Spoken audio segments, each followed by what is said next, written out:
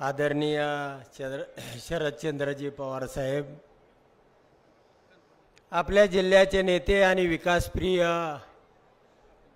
नेतृत्व अजात शत्रू माननीय विजयदादा, या जिल्ह्याचे ज्येष्ठ नेते माननीय काकासाहेबजी साठे, एक तरुण तडफदार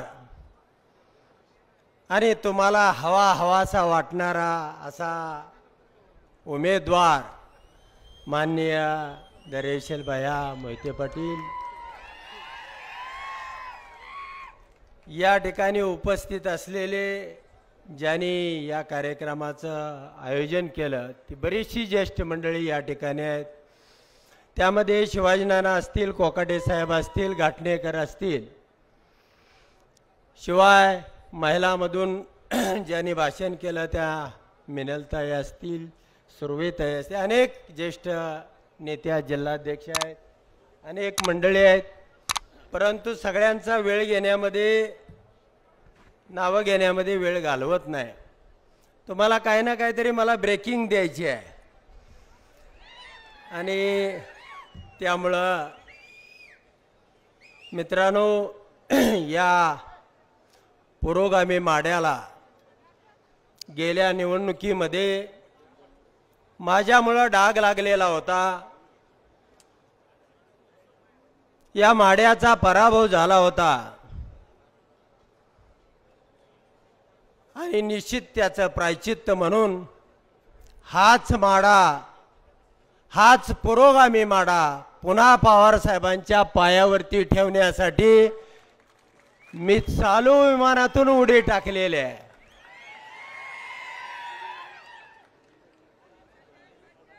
मित्रांनो, निश्चितपणानं ती गेली वेळेला झालेली चूक, आम्ही असो, मोहिते पाटील असो, ही निश्चितपणानं भावनेच्या भरामध्ये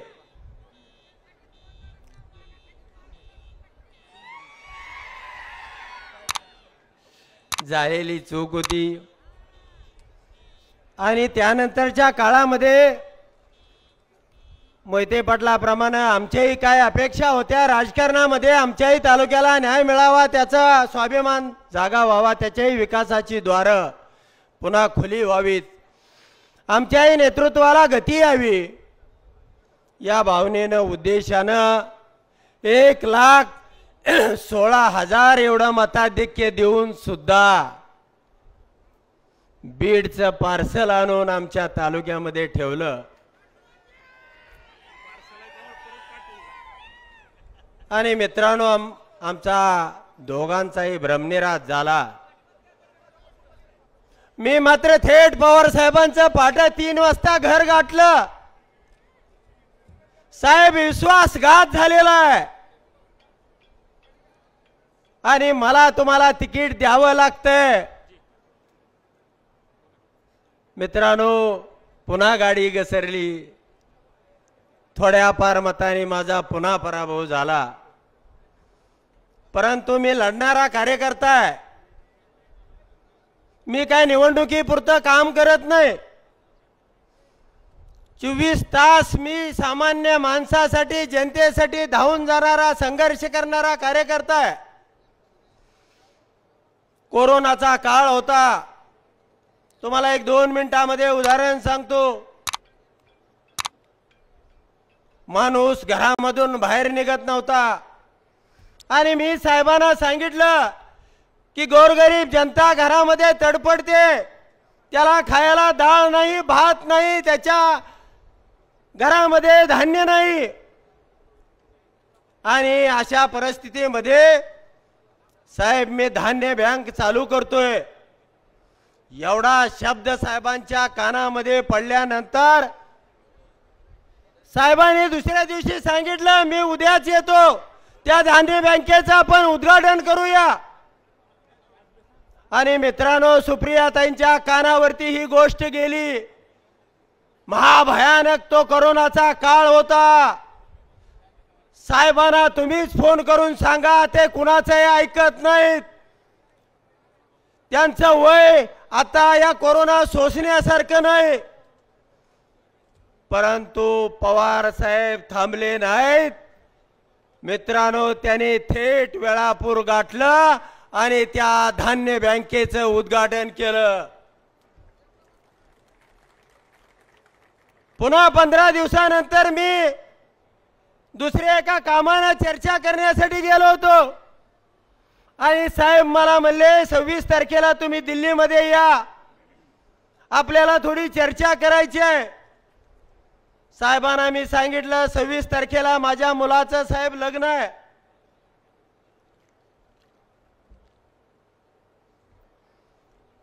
कोरोनामध्ये साहेबांना त्रास होऊ नये म्हणून मी साहेबांना मुलाच्या लग्नाचं आमंत्रण दिलं नव्हतं.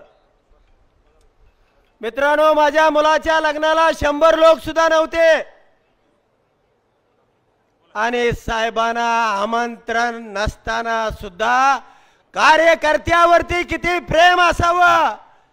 साहेब स्वतः आमंत्रण नसताना माझ्या मुलाच्या लग्नाला आले आणि ती जाणीव माझ्या उत्तमराव जानकरांच्या हृदयामध्ये आयुष्यभरासाठी कोरली गेली.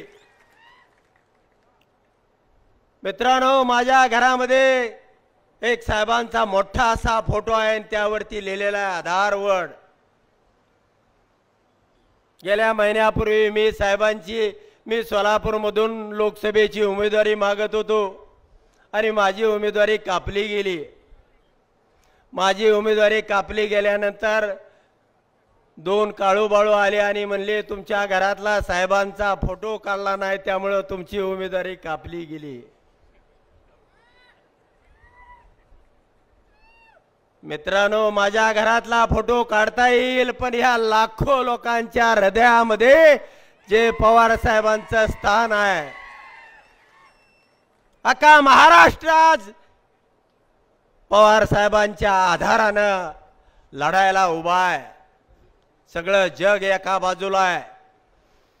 घर सुद्धा फोडलेलं आहे, घरभेदी तयार केलेले आहेत. मी काल परवा संध्याकाळी मला वेळ मिळाला त्यावेळेला मी ती सर्वे बघत होतो. अजित पवार पक्षाला 5 पैकी 0-0 ती सर्वे तुम्ही पाहिले असेल. ABP, TV9, ND सर्वे करतात ना. याने म्हणजे पाठीमागे एकदा मी एक मोबाईल घ्यायला गेलेलो होतो. जसं देवेंद्र फडणवीसनी एकनाथ शिंदे आणि अजितदादांना घेतलं ते मला उदाहरण आठवलं. 25 वर्षापूर्वी मी एक 300 रुपयाला चायनाचा मोबाईल घेतला आणि त्या मोबाईलला दुकानदाराला मी विचारलं याची गॅरंटी काय, तर त्यांनी सांगितलं कि रात चांद तक नहीं लेकिन रात तक ये चलेगा. ये चायना का माल है. मित्रांनो, नेतृत्व हे नेतृत्वच असतं. कुणी फुटून गेला, कुणी सोडून गेला म्हणून तो नेता होतो ह्या भ्रमामध्ये कुणी राहायचे कारण नाही. आज जे गेलेले आहेत ते मी बरेच काल इंदापूरच्या, कळसच्या, बारामतीच्या सभेमध्ये सांगितलेलं आहे. तो विषय मी काय या ठिकाणी घेणार नाही. तुम्हाला मी एवढ्यासाठी सांगण्यासाठी आलेलो आहे की गेल्या वेळेला मोहिते पाटील कुटुंबाने आम्ही एकत्र होतो त्यावेळी 1,16,000चं मताधिक्य दिलं होतं आणि आता जे आम्ही दोघं एकत्र येऊन जे मताधिक्य देणार आहे ते पुढची 25 वर्ष या महाराष्ट्रामध्ये ते रेकॉर्ड कोणी तोडणार नाही हे सांगण्यासाठी तुम्हाला आलेलो आहे.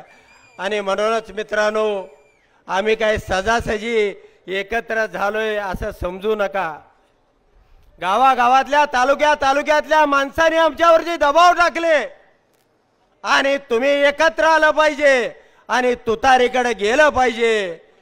ही सर्वसामान्य माणसाच्या मनातली भूमिका ओळखून मी विमानातून उडी टाकली आणि रिक्षा धरून पवार साहेबांच्या घरी गेलो आणि साहेबांना सांगितलं की धैर्यशील मोहिते पाटलाला उमेदवारी द्या.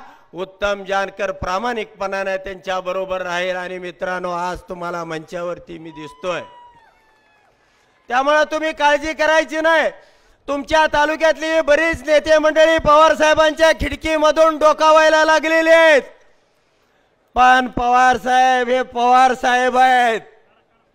निश्चितपणाने या तालुक्यामध्ये नवा नेतृत्व उदयाला येईल आणि तुमच्या मनामधलाच आमदार होईल एवढंच या ठिकाणी सांगतो आणि थांबतो.